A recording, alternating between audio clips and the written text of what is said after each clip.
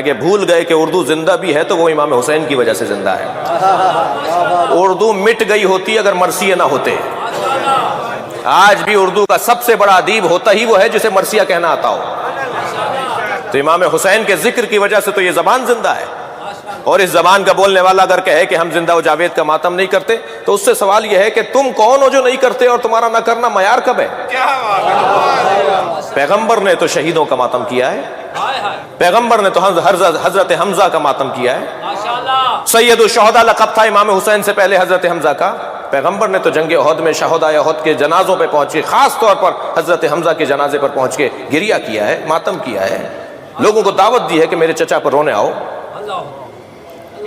حدیث کہتی ہے الاستیعاب الاصابہ، یہ اہل سنت کی صحابہ کرام پر لکھی گئی کتابیں ہیں جن میں صحابہ کرام کے احوال لکھے گئے ہیں۔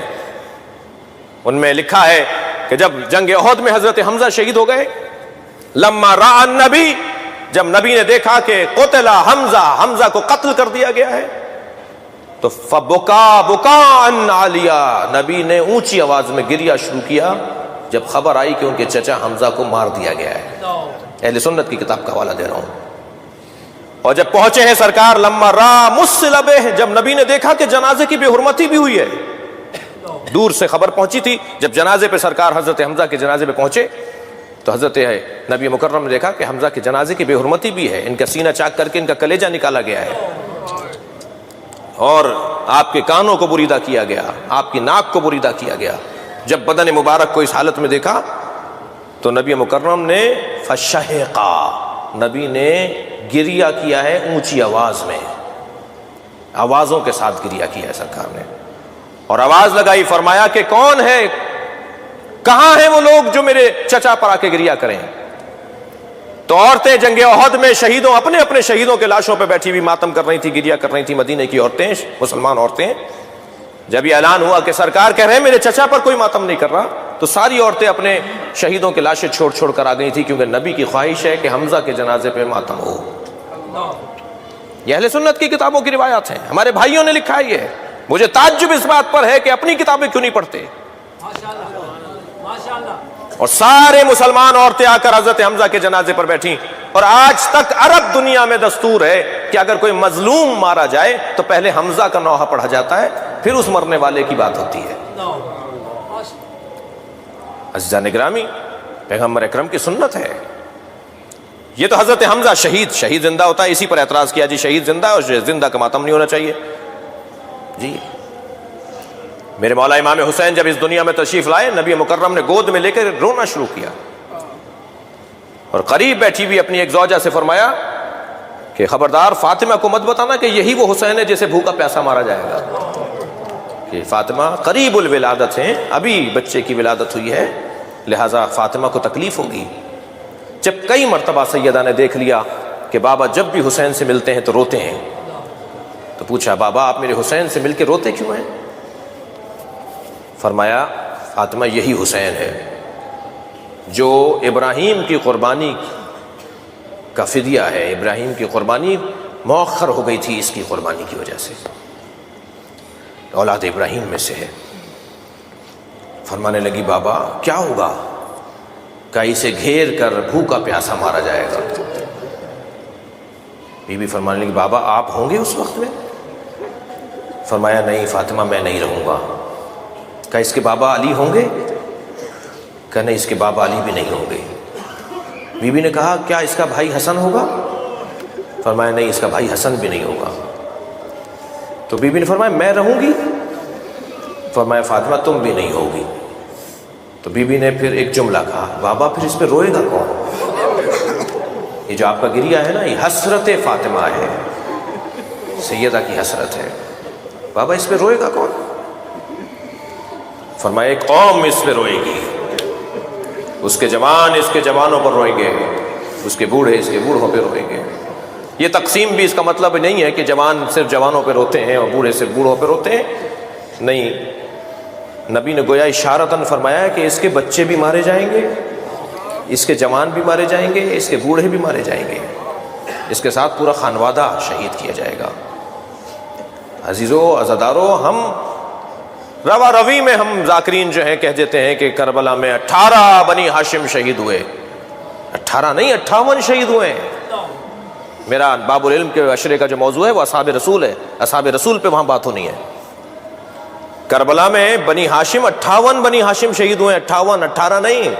حضرت عقیل کی اولاد، حضرت مسلم کی اولاد، حضرت جعفر کی اولاد، حضرت جعفر کے پوتے، حضرت عبداللہ کے بچے، محمد حنفیہ ان کی اولادیں. محمد حنفیہ خود نہیں تھے ان کی اولاد، عبداللہ ابن جعفر نہیں تھے ان کی اولادیں.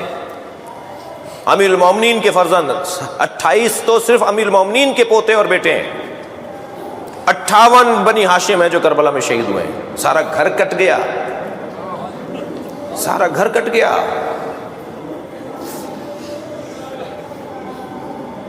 کیا ہوا ہے کربلا میں؟ یہ جو گریہ ہے، یہ جو ماتم ہے، یہ جو عزاداری ہے، اس کے پیچھے اللہ کا ارادہ ہے. ہم کچھ نہیں کر رہے، ہم سے کروایا جا رہا ہے. ہمیں فخر اس بات پر ہے کہ ہم سے وہ کروایا جا رہا ہے کہ جو سیدہ کی تمنا ہے، جو اہل بیت کی خواہش ہے، جو نبی کی آرزو ہے. مجھے دلیل دینے دیجئے. ہمارے ہاں کوئی کام بھی بغیر قرآن اور سنت اور حدیث کے سے ہٹ کر نہیں ہے. کبھی کبھی یہ جملہ، یہ لہجہ ہمیں سننے کو ملتا ہے کہ میرا نظریہ یہ ہے. بھئی تم کون ہو؟ اس جملے کی اصلاح کریں. ہمارا کوئی نظریہ نہیں ہوتا، ہم ہے ہی نہیں کچھ، ہماری کوئی حیثیت ہی نہیں ہے. ہمارا کیا نظریہ ہوگا؟ ہمارا نظریہ ہے تو قرآن کا نظریہ ہے. ہمارا نظریہ ہو تو حدیث کے مطابق ہو. اپنا نظریہ ہمارا کوئی نہیں ہے. قرآن ہمیں اجازت دیتا ہے، قرآن ہمیں حکم دیتا ہے. صرف اجازت نہیں، جواز کی بات نہیں ہے، حکم کی بات ہے. قرآن ہمیں حکم دیتا ہے کہ ایسا کرو. سورہ مبارکہ نساء چند آیتیں سن لیجئے عزاداری کے اوپر. سورہ مبارکہ نساء، لا يحب اللہ الجہر بالسوء من القول الا من ظلم. اللہ کو اونچی آواز میں کوئی ایسی بات جو کسی کو ناگوار گزرے پسند نہیں ہے. آدھی آیت پڑھنے والے ہم بھی نہیں ہیں. آیت مکمل پڑھیں گے تو کوئی نتیجہ نکلے گا. لا يحب اللہ الجہر بالسوء من القول. اللہ کو اونچی آواز میں کوئی ایسی بات جو کسی کو ناگوار گزرے پسند نہیں ہے. الا من ظلم، مگر جس پہ ظلم ہوا ہے وہ اونچی آواز میں بات کرے، چاہے کسی کو ناگوار گزرے. اللہ کو پسند ہے مظلوم کے حق میں بات کرنا، یہ اللہ کو پسند ہے. طے کرو کائنات کا سب سے بڑا مظلوم کون ہے، طے کرو. شاعر مشرق مصور پاکستان نے اپنے 2 مصروں میں کہا کہ اللہ اللہ بائے بسم اللہ پدر، مانیے ذبح عظیم آمد پسر. علامہ اقبال کہتے ہیں جو حضرت ابراہیم نے قربانی دی اور اسماعیل کے گلے پہ چھری چلا دی اور اسماعیل کی جگہ دمبا ذبح ہو گیا، تو پوچھا یا اللہ کیا میری قربانی قابل قبول نہیں رہی؟ تو جواب یہ آیا وَفَدَيْنَاهُ بِذِبْحٍ عَظِيمٍ. اے ابراہیم، ہم نے تمہاری قربانی کو ایک بڑی قربانی پر مؤخر کر دیا ہے. ہم ایک اور بڑی قربانی لیں گے تمہاری اولاد سے. اس سے بڑی قربانی نہیں ہے قرآن کی روح سے، تاریخ کے مشاہدے سے، جسے قربانی کربلا کہا جاتا ہے. سب سے بڑا مظلوم تاریخ کا اگر کوئی ہے تو وہ امام حسین کا وجود ہے. اور قرآن کہہ رہا ہے کہ اللہ کو اونچی آواز میں بات کرنا صرف وہاں پسند ہے، چاہے کسی کو برا لگ رہا ہو، کہ جہاں مظلوم کے لیے تم بات کر رہے ہو. مظلوم حسین ابن علی ایک دلیل. دوسری دلیل دوں، ذکر فإن الذکر تنفع المؤمنین. اے میرے حبیب بار بار دہراؤ، اس لیے کہ بار بار دہرانے سے مومنین کو فائدہ ہوتا ہے. ہمارے مزاج کے اندر بھولنا ہے. ہم انسان ہیں نا، انسان یعنی نسیان یعنی انسان. ہماری ساخت ہی بھولنے کی ہے. ہماری طبیعت کے اندر بھول پن ہے کہ ہم بھول جاتے ہیں. ہمیں 10 دن پہلے کی باتیں یاد نہیں رہتی. ہمارا مزاج بھولنے کا ہے. جب ہمارا مزاج بھولنے کا ہے تو پھر پروردگار عالم نے اہتمام کیا ہے کہ انہیں بھولنے نہ پائے. یہ تاریخ کے مشاہدات کو اور عبرتوں کو اور واقعات کو اور تاریخ کے سبقوں کو بھولے نہیں. میرے حبیب دہراؤ، ذکر بار بار دہراؤ، ایک بات کو بار بار کرو. ہر سال وہی ذکر، ہر سال وہی مصائب، ہر سال وہی مرثیہ، ہر سال وہی نوحے. قرآن کہہ رہا ہے دہراؤ اسی کو جو پہلے دہراتے تھے، اس لیے کہ تم بھولنے نہ پاؤ. ایک سبق کو بار بار دہراؤ، اس سے اونچا سبق نہیں ہے. ذکر فإن الذکر تنفع المؤمنین. بار بار دہراؤ تاکہ مومنین کو اس سے فائدہ پہنچے. قرآن کہہ رہا ہے. پھر اعلان ہوا وَمَن يُعَظِّمْ شَعَائِرَ اللَّهِ فَإِنَّهَا مِن تَقْوَى الْقُلُوبِ. سورہ مبارکہ شورى، سورہ مبارکہ حج. جو اللہ کی نشانیوں کی تعظیم کرتا ہے، یہ تعظیم کرنا در حقیقت تقوی قلبی کی نشانی ہے۔ اگر کوئی متقی بننا چاہتا ہے نا تو حسین کی تعظیم کرنا پڑے گی، اور کوئی اور ہے امام حسین کے علاوہ اللہ کی نشانی؟ اللہ کی بڑی نشانیوں میں ایک نشانی خود حسین ابن علی کی ذات ہے۔ لہذا قرآن ہم سے کہہ رہا ہے کہ وَمَن يُعَظِّمْ شَعَائِرَ اللَّهِ، اللہ کی نشانیوں کی تعظیم کرو۔ ایک اور آیت پیش کروں، بلکہ ہم آیت کی خدمت میں پیش ہوں جی۔ قُل لَا أَسْأَلُكُمْ عَلَيْهِ أَجْرًا إِلَّا الْمَوَدَّةَ فِي الْقُرْبَى، جو میں نے عنوان گفتگو قرار دیا۔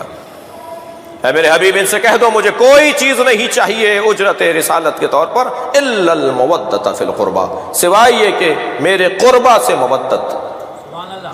یہ مودت ہو رہی ہے بھائی، نبی کی خواہش ہے، نبی سے محبت، نبی سے لگاؤ کا عنوان ہے عزاداری امام حسین، سنت پیغمبر ہے، آرزو زہرا ہے، خواہش حیدر کرار ہے۔ جب جنگ صفین سے میرے مولا لوٹ رہے تھے تو کربلا سے گزر ہوا جب مولا علی کا، تو آپ نے امام حسن سے فرمایا کہ بیٹا کچھ دیر یہاں قیام کریں گے۔ مولا ایک درخت کے نیچے جا کر محو استراحت تھے کہ ساسا ابن سوہان نے آواز دے کر کہا کہ علی کے سر کے نیچے تکیہ نہیں ہے، تو جا کر انہوں نے اپنا زانو مولا کے سر کے نیچے دے دیا کہ علی کا سر میرے زانو پہ تکیہ کرے۔ تو مولا کی آنکھ کھلی اور مولا نے انہیں دعا دی۔ اسی اثنا میں مولا نے دیکھا کہ ایک شخص ہے کہ جو مولا کے پیر دبانا چاہتا ہے، حضرت نے پیر کھینچے، حضرت نے فرمایا تم نے میرا ادب کیا ہے تو بس تمہیں ایک پیغام دے دیتا ہوں، اس زمین کو ذرا غور سے دیکھ لو،